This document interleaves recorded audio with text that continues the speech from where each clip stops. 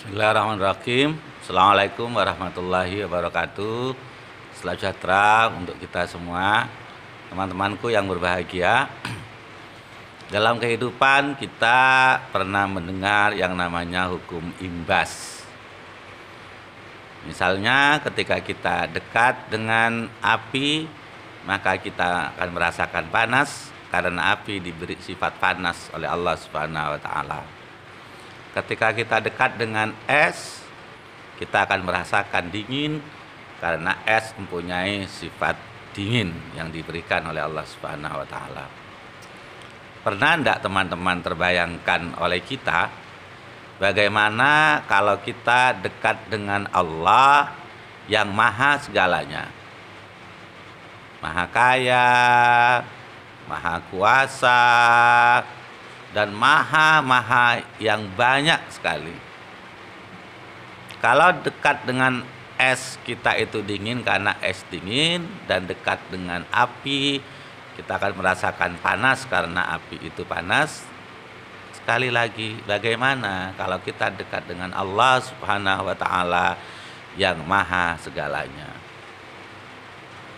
Yang menjadi pertanyaan, bagaimana caranya kita dekat kepada Allah Subhanahu wa taala? Paling tidak ada 3 cara mudah kita untuk mendekati Allah Subhanahu wa taala. Yang pertama, jalankan perintahnya, jauhi larangannya. Banyak perintah-perintah yang diberikan oleh Allah kepada kita, dan macamnya banyak sekali. Contohnya ada sholat, ada sedekah, ada tersenyum pada orang, baca Quran, dan banyak lagi. Mengapa begitu banyak? Karena Allah tahu, karena manusia itu sifatnya mudah bosan. Untuk itu Allah beri banyak hal supaya ketika kita bosan di satu, maka bisa pindah ke yang lainnya. Begitu juga dengan larangan-larangan yang diberikan oleh Allah. Sungguhnya gampang untuk dekat dengan Allah. Tidak hanya mengerjakan kebaikan, tetapi juga menjauhi larangan. Ada minum minuman keras dilarang, udah tidak usah minum. Gampang kan untuk mendekatkan diri kepada Allah itu. Itu yang pertama. Yang kedua, yang namanya manusia itu tidak akan pernah lepas dari salah. Nabi Adam, kakek nenek moyang kita yang pertama itu, walaupun berada dalam kecukupan, hidup di sorga, punya istri yang cantik, dan tidak banyak larangan di sana, tapi satu yang kemudian Allah minta jangan dekatin buah holdi. Tapi apa yang terjadi? Beliau dekatin buah holdi itu. Sama dengan kita di dalam kehidupan, kita tidak akan pernah lepas dari kesalahan, baik yang kita sengaja maupun atau tidak. Maka pergunakanlah kesalahan yang kita perbuat itu untuk mendekat kepada Allah Subhanahu wa taala. Loh, kok bisa kesalahan untuk mendekat? Iya. Bertaubatlah kepada Allah. Sesalilah pekerjaan yang kita perbuat itu salah. Maka dengan meminta ampun kepada Tuhan, maka itu merupakan cara kita untuk mendekatkan diri kepada Allah Subhanahu wa taala. Sedangkan yang ketiga, kita hidup di dunia ini mesti punya kebutuhan. Kebutuhan apa saja?